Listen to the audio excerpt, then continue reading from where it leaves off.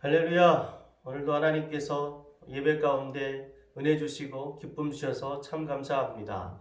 우리 전도사님 찬양 통해서 여러분 많은 은혜 받으셨을 줄로 믿습니다. 이제 하나님의 말씀 보겠습니다. 오늘 우리에게 주신 하나님의 말씀은 민수기 16장 41절에서 50절의 말씀입니다. 제가 봉독해 드리겠습니다. 민수기 16장 41절에서 50절의 말씀입니다. 이튿날 이스라엘 자손의 온 회중이 모세와 아론을 원망하여 이르되 너희가 여호와의 백성을 죽였도다 하고 회중이 모여 모세와 아론을 칠 때에 회막을 바라본즉 구름이 회막을 덮었고 여호와의 영광이 나타났더라. 모세와 아론이 회막 앞에 이르매 여호와께서 모세에게 말씀하여 이르시되 너희는 이 회중에게서 떠나라. 내가 순식간에 그들을 멸하려 하노라 하시매 그 두 사람이 엎드리니라. 이에 모세가 아론에게 이르되 너는 향로를 가져다가 제단에 불을 그것에 담고 그 위에 향을 피워 가지고 급히 회중에게로 가서 그들을 위하여 속죄하라. 여호와께서 진노하셨으므로 연병이 시작되었음이니라. 아론이 모세의 명령을 따라 향로를 가지고 회중에게로 달려간즉 백성 중에 연병이 시작되었는지라. 이에 백성을 위하여 속죄하고 죽은 자와 산 자 사이에 섰을 때에 연병이 그치니라. 고라의 일로 죽은 자 외에 연병에 죽은 자가 14,700명이었더라. 연병이 그침에 아론이 회막문 모세에게로 돌아오니라. 아멘. 할렐루야. 하나님께서 이 말씀 통해 저와 여러분에게 큰 은혜 주시는 귀한 시간이 되어지기를 주님의 이름으로 축원합니다. 어떤 사람이 코로나 바이러스는 축복이다라고 이야기를 했답니다. 무슨 내용일까요? 잠깐 여러분에게 내용을 읽어드리겠습니다. 코로나 바이러스는 내 생애 최고의 선물이다. 일단 와이프가 어디 여행 가고 싶어 하지 않는다. 또 아무것도 쇼핑하지 않는다. 와이프는 감염될까봐 쇼핑몰도 외식도 극장도 가지 않는다. 가장 좋은 건 와이프가 하루 종일 입에 마스크를 덮고 있어 말을 하지 않는다는 점이다. 코로나는 단순 바이러스가 아니라 이건 축복이다. 여러분 그냥 한번 웃어보십시오. 한번 웃자고 한 얘기고요. 너무 마음이 힘들고 어려운 우리가 자꾸 그것에 위축되고 그것에 영향받으면 더 힘들어질 수밖에 없습니다. 그래서 여러분 조금 더 마음의 여유를 가지고 한번 웃고 넘어갈 수 있었으면 좋겠습니다. 옛말에 이런 말 있지 않습니까? 피할 수 없는 고통은 즐겨라. 여러분 우리가 이 상황을 어떻게 피할 수가 없습니다. 그러나 분명한 건 이 상황 가운데도 하나님의 은혜와 하나님의 섭리는 하나님의 역사는 우리 가운데 일어나고 있는 줄 믿습니다. 그 믿음으로 승리할 수 있는 우리가 되어졌으면 좋겠습니다. 코로나19로 말미암아 우리 일상 가운데 여러 가지 변화들이 일어나고 있습니다. 여러분 책 하나 소개하고자 합니다. 독일의 의사이자 역사학 저술가인 게르슈테가 쓴 책인 질병이 바꾼 세계의 역사라는 책에 이런 내용이 나옵니다. 히틀러가 시력이 약해지지 않아 그냥 화가로 계속 지냈다면, 좀 생소한 내용이죠. 여러분 히틀러가 화가였다는 겁니다. 사실 여러분 2차 대전을 일으켰던 이 히틀러가 원래는 화가였는데요. 2009년에 영국 멀룩스 경매장에서 이 히틀러가 그린 그림이 경매장에 나왔습니다. 13장의 3점의 수채화가 나왔는데요. 그 수채화가 얼마에 낙찰이 됐냐면 약 1억 8천만 원 정도에 낙찰이 됐다고 합니다. 희소 가치가 있었겠죠. 어찌됐든 여러분 히틀러는 원래 그림을 그리던 화가였습니다. 그런데 그가 그 화가를 접을 수밖에 없었던 사건 한 가지는 바로 1차 세계대전에서 전쟁 중에 독가스의 공격을 받아서 그의 시력에 이상이 생겨버린 겁니다. 시력에 이상이 생기니까 아무것도 그릴 수 없고 할 수 없는 상황이 되었고 결국 히틀러는 화가의 삶을 포기하게 됐다는 거죠.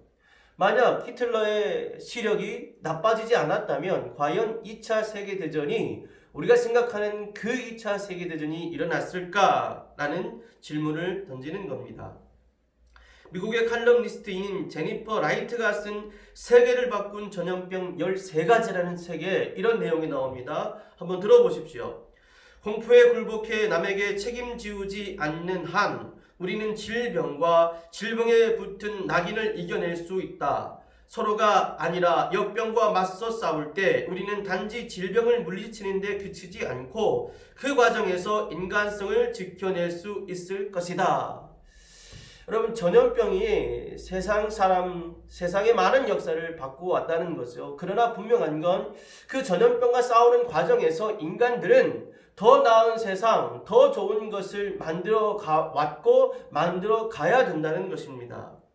여러분, 저는 우리가 지금 코로나19 이 상황 가운데서 이 싸움이 우리의 일상을 바꾸고 있기는 하지만 이 코로나19를 통해서 오히려 저와 여러분이 하나님이 더 기뻐하시는 믿음의 사람으로 변화될 수 있는 귀하고 복된 기회가 되어지기를 주님의 이름으로 축원합니다. 그래서 오늘은 병과 변화라는 제목으로 하나님의 말씀을 좀 전하도록 하겠습니다. 오늘 성경 본문의 내용은 이런 내용입니다. 이스라엘에 연병이 시작되었다는 것입니다. 그리고 그 연병으로 말미암아서 죽은 사람은 순식간에 14,700명이 죽었다고 오늘 성경은 기록하고 있습니다. 그런데 여러분, 이 무서운 연병이 모세와 아론을 통해서 멈추었다는 거죠. 여러분, 코로나19를 통해서 여러 가지 힘들고 어려운 일들이 우리에게 많이 있습니다. 그러나 여러분, 오늘 저는 이 본문을 가만히 읽어보면서 또 이 본문과 연결되어진 그 주변의 장들을 읽어보면서 하나님께서 코로나19를 통해서 우리 가운데 변화를 요구하신다는 하나님의 마음이 저에게 감동되어졌습니다. 이 다음 17장에는 아론의 지팡이에 싹이 나는 사건이 발생을 합니다. 그리고 18장에서는 하나님께서 제사장과 또 레위인의 직무에 대해서 아주 구체적으로 기술하여 주시는 내용들이 나오고 있습니다. 이 내용들을 이렇게 해석할 수 있습니다. 16장의 연병 사건 이후에 하나님은 이스라엘 백성들이 아론을 제사장으로 삼고 따르라는 하나님의 변화의 요구가 나타났다는 거죠. 레위인들도 자신의 직무를 분명히 알고 아론 제사장을 잘 돕는 삶을 살라는 변화를 요구받았다는 것입니다. 여러분, 하나님께서 코로나19를 통해서 우리의 삶에도 분명한 변화를 요구하십니다. 그렇다면 하나님께서 요구하시는 변화는 무엇일까요? 이 질문에 앞서서 우리가 생각해 봐야 할 질문이 있습니다. 그 질문은 바로 이것입니다. 조금 민감한 질문일 수 있고 대답하기 어려운 질문일 수 있습니다. 하나님께서 코로나19를 허락하셨는가? 라는 질문입니다. 쉽게 대답할 수 있는 질문은 아닙니다. 그러나 오늘 본문을 통해서 우리가 분명한 대답을 얻을 수 있는 힌트를 오늘 성경을 통해서 찾을 수 있습니다.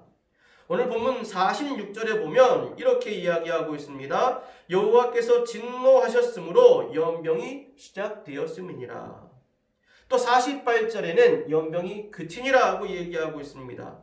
연병이라고 하는 이 단어는 일반적으로는 전염병을 가리키는 단어입니다. 그래서 어떤 사람은 흑사병이다 라고 얘기하는 사람도 있습니다. 어찌되었건 연병이라고 하는 건 전염병입니다. 그 전염병이 하나님으로부터 하나님의 진노하심으로 말미암아 시작되었다는 것이 오늘 성경의 기록입니다. 여러분, 사실 사람의 모든 삶은 하나님의 섭리 가운데 있습니다. 이것을 설명으로 이어되어지는 것이 아니라 이것은 믿음으로 받아들여져야 하는 것입니다. 저는 코로나19 역시 하나님의 섭리 아래서 우리 가운데 주어진 상황이라고 저는 믿고 있습니다. 그렇다면 여러분, 왜 하나님은 우리로 말미암아 코로나19라는 상황 가운데 있게 하셨을까요? 이 질문의 답을 오늘 본문을 통해서 찾아볼 수 있었으면 좋겠습니다. 왜 하나님은 이스라엘 백성에게 전염병을 보내셨을까요? 오늘 본문 이 내용 41절 내용 이전에 보면 어떤 내용이 나오냐면 고라와 다단이 무리를 지어서 모세를 대항한 장면이 나옵니다. 16장 1절부터 2절의 말씀입니다. 레위의 중손 그앗의 손자 이스라엘의 아들 고라와 루벤의 자손 엘리압의 아들 다단과 아비람과 벨렛의 아들 온이 당을 짓고 이스라엘 자손 총회에서 택함을 받은 자 곧 회중 가운데에서 이름 있는 지휘관 250명과 함께 일어나서 모세를 거스르니라고 얘기하고 있습니다. 여러분, 하나님의 뜻은 모세와 아론을 통해서 출애굽을 하고 가나안 땅으로 그들을 인도하는 것이 하나님의 뜻입니다. 그런데 여러분, 고라와 다단과 아비람의 무리는 이 모세와 아론에게 도전하고 있더라는 것입니다.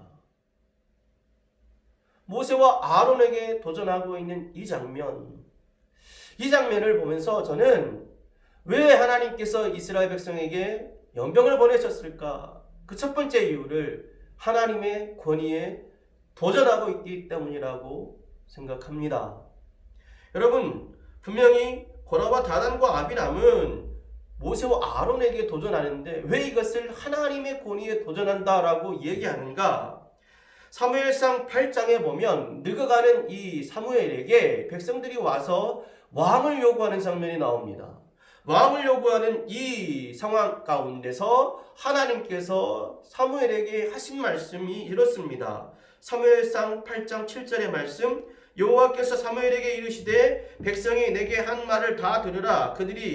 이는 그들이 너를 버림이 아니요 나를 버려 자기들의 왕이 되지 못하게 하려 함이니라 고 말씀하고 있습니다. 다시 말하면 하나님께서 세우신 권위에 도전하는 것을 하나님은 하나님의 권위에 도전한다고 여기신다는 것입니다. 여러분, 하나님께서는 우리에게 성경을 주셨습니다. 또 하나님께서 우리에게 나라를 주셨습니다. 하나님은 우리에게 교회를 세워주셨습니다. 하나님께서 성경을 주신 성경의 권위, 하나님께 주신 나라의 권위, 하나님께 세우신 교회의 권위를 무너뜨리는 건 하나님의 권위를 무너뜨리는 것과 동일합니다. 우리는 요즘 성경의 권위를 무시하고 자기 마음대로 성경을 해석하고 적용하는 집단으로 인해서 엄청난 피해를 보고 있습니다. 또 나라의 행정명령 앞에서도 거짓말과 또 숨김으로 말미암아 더 많은 사람들을 괴롭게 하는 집단을 대하고 있습니다. 교회에 아주 몰래 추수꾼을 보내고 그래서 그 추수꾼들로 말미암아서 교회가 무너지고 교회가 분란되어지고 어렵게 만드는 상황, 또 온 세상 사람들 앞에 교회에 망신을 주고 있는 집단 앞에 우리는 서 있습니다. 여러분, 이런 하나님의 권위를 무너뜨리는 이 상황은 결국 우리에게 코로나19와 같은 상황 아래 있게 하시는 원인이 될 수밖에 없다는 것입니다. 매우 조심스럽습니다. 그러나 여러분, 오늘 성경 본문은 하나님의 권위에 도전할 때 하나님은 전염병을 그들에게 보내셨습니다. 또 두 번째로 하나님께서 왜 그들에게 전염병을 보내셨는가 살펴보겠습니다. 본문 41절입니다. 이튿날 이스라엘 자손의 온 회중이 모세와 아론을 원망하여 이르되 너희가 여호와의 백성을 죽였도다 고 얘기하고 있습니다. 사실 여러분, 이 16장 1절부터 해서 40절까지의 내용 가운데 살펴보면 이 고라와 다단의 무리를 따랐던 250명의 지도자들까지도 한순간에 죽임을 당하게 됩니다. 여러분, 한번 생각해 보십시오. 하루아침에 지도자가 사라져버렸습니다. 하루아침에 집안의 가장이 죽었습니다. 그들의 가족들 얼마나 원망스러울까요? 아마 모세가 원망스럽고 아론이 원망스러웠을 것입니다. 그런데 여러분, 생각해 보십시오. 250명의 지도자의 죽음이 모세와 아론의 책임은 분명 아닙니다. 그런데 여러분, 그들은 지금 모세와 아론 앞에 와서 원망하고 있습니다. 이 원망은 모세와 아론을 향한 원망이기도 하지만 하나님을 향한 원망이기도 합니다. 그런데 여러분, 이 원망 앞에 하나님의 연병이 시작되었다고 오늘 성경은 기록하고 있습니다. 여러분, 원망은 아무것도 더 나아지게 할 수 없습니다. 우리는 지금 무엇을 원망하고 있습니까? 여러분 무엇을 원망하고 살고 계십니까? 분명한 건 하나님의 권위에 도전하고 원망할 때 하나님은 이스라엘에게 연병을 보내셨다는 것입니다.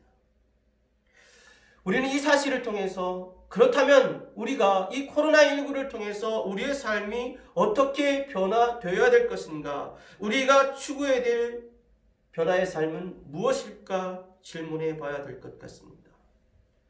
오늘 성경을 읽으면서 48절의 문구가 저는 너무나 마음에 와 닿고 마음에 들었습니다. 48절에 보니까 이런 기록이 있습니다. 죽은 자와 산 자 사이에 섰을 때에 연병이 그치니라. 연병이 시작되었습니다. 여러분, 아론이 향로를 들고 그 사람들 향해 달려갑니다. 그리고 그 사람들 앞에 섰을 때에 연병이 그쳤다고 오늘 성경은 이야기하고 있습니다. 죽은 자와 산 자 사이에 선 이 모세와 아론을 통해서 하나님은 연병을 그치게 하셨어요. 그래서 여러분, 저는 이 말씀이 너무나 마음에 도전이 되어졌습니다. 이 코로나19를 통해서 우리가 어떤 변화의 삶을 추구해야 될 것인가? 저는 바로 죽은 자와 산 자 사이의 사람, 죽은 자와 산 자 사이의 삶을 어떻게 살아낼 것인가에 대해서 고민하는 것이 바로 우리가 변화되어져야 할 모습이라 생각합니다. 여러분, 오늘 죽은 자와 산 자 사이에 섰던 이 모세와 아론이 했던 첫 번째 일은 바로 이것이었습니다. 하나님께서 그들에게 연병을 보내셨을 때 여러분 45절에 보면 너희는 이 회중에게서 떠나라 내가 순식간에 그들을 멸하려 하노라 하시매 그 두 사람이 엎드리니라 하고 얘기하고 있습니다.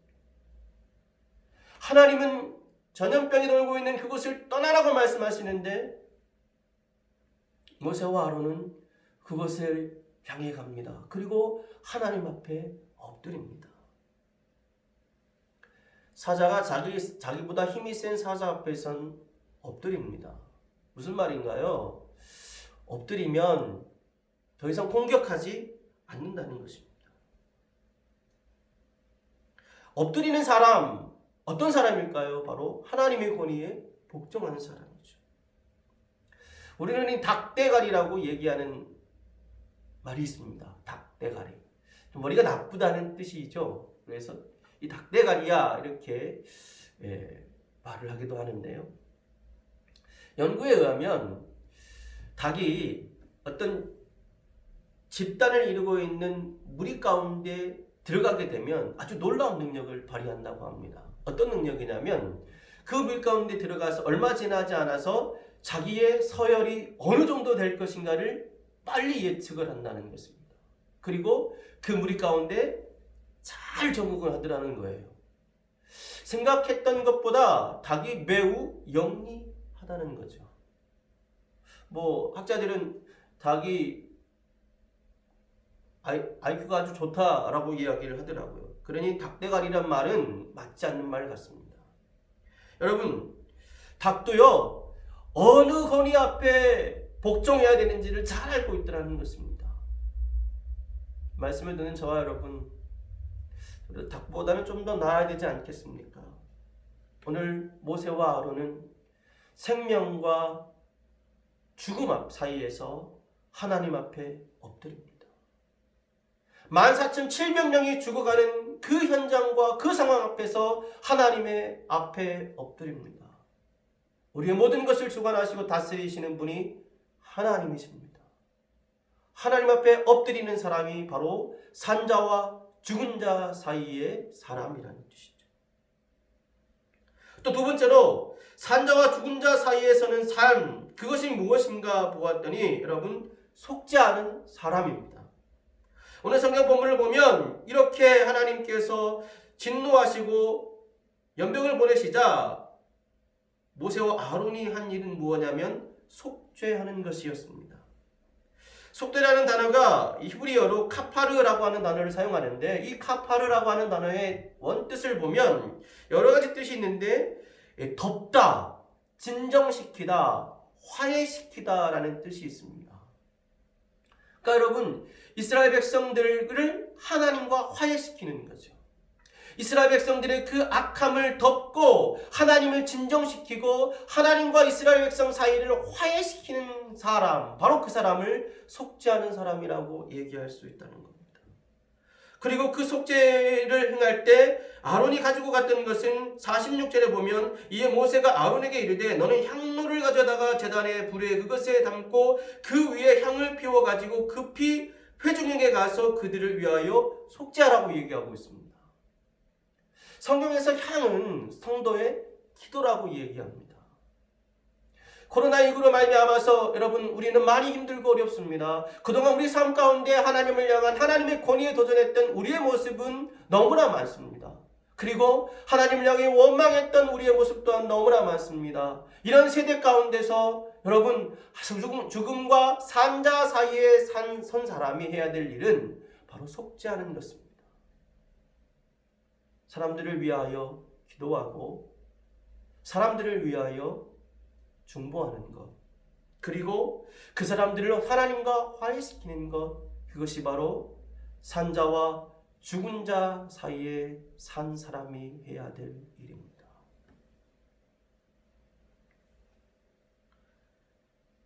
사람들이 삶과 죽음의 갈림길에 서 있을 때 하나님께서는 우리에게 예수 그리스도를 보내주셨습니다. 하나님의 권위에 도전하고 불평과 원망이 가득한 세상 가운데서 우리를 구원하시는 하나님의 은혜와 하나님의 사랑의 표현이죠. 코로나19가 우리의 삶을 바꾸고 있습니다. 그동안 했던 것들을 못하게 하고 사람들과 더 많은 거리를 두게 하는 상황과 환경 가운데 있습니다. 좋지 않은 변화들이죠. 힘든 변화들입니다. 저는 간절히 소원하고 바라는 것, 우리 협하는 교회 성도들이 이 코로나19를 통해서 오히려 우리가 하나님이 기뻐하시는 삶으로 변화될 수 있는 통로와 계기로 삼았으면 좋겠습니다.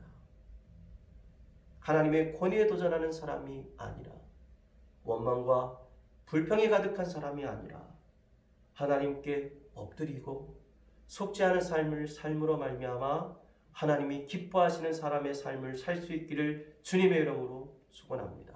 기도하겠습니다. 하나님 아버지 감사합니다. 오늘도 우리 이곳에 인도해 주신 하나님, 각자의 가정 앞에, 컴퓨터 앞에, 핸드폰 앞에서 하나님께 예배합니다. 이 예배의 시간을 받아주시고 이 시간도 우리가 온전한 예배자로 거듭날 수 있도록 인도하여 주옵소서. 코로나19로 말미암아 힘들고 어려운 상황이 계속되어지고 있습니다. 하나님 아버지, 의사들과 하나님 아버지 현장에서 일하는 많은 사람들에게 지혜를 주시고 능력을 주셔서 속히 극복할 수 있도록 도와주시고, 코로나19로 말미암아 삶의 현장과 삶이 파괴되어지고 어려워진 사람들에게 하나님의 위로와 은혜가 임하는 귀한 시간이 되어지게 하여 주옵소서. 간절히 바라는 것, 이 병을 통하여 우리가 하나님이 기뻐하시는 모습으로 변화될 수 있는 통로가, 계기가 되어질 수 있도록 인도해 주옵소서. 그동안 우리가 하나님의 권위에 도전하지는 않았습니까? 그동안 우리가 원망에 사로잡혀 있지는 않았습니까? 주님, 이 시간 우리를 불쌍히 여겨주셔서 하나님의 권위 앞에 엎드리게 하시고 불평과 원망은 버리고 하나님과 화해되어지는 우리가 되어지게 해주시며 세상의 많은 사람들을 하나님과 화해시키는 하나님의 사람으로 거듭나게 하여 주옵소서. 예수 그리스도의 이름으로 기도드립니다. 아멘. 이제는 우리 주 예수 그리스도의 은혜와 하나님의 사랑과 성령의 교통하심이 오늘도 하나님의 권위의 앞에 엎드리고 불평과 원망이 아니라 하나님 앞에 속죄하는 삶을 살기를 원하는 우리 모든 성도들과 이 회복하는 교회와 이 나라 이민족과 한국교회와 세계선교 현장과 코로나19의 그 많은 현장들 가운데 이제부터 영원토록 함께 하시기를 간절히 축원하옵나이다. 아멘. 네, 예배를 마쳤습니다. 몇 가지 광고 드리면 코로나19의 상황에 따라서 또 다음 주 예배가 이렇게 진행될 수도 있지 않을까 걱정이 되고 염려가 되어집니다. 어찌됐건 함께 예배드리지 못하는 상황과 환경 가운데서도 1시간 기도 운동을 통해서 여러분의 믿음이 더욱더 커지는 통로가 되었으면 좋겠습니다. 헌금은 우리 교회 계좌로 여러분께서 보내주시면 감사하겠습니다. 한 주간도 평안하십시오.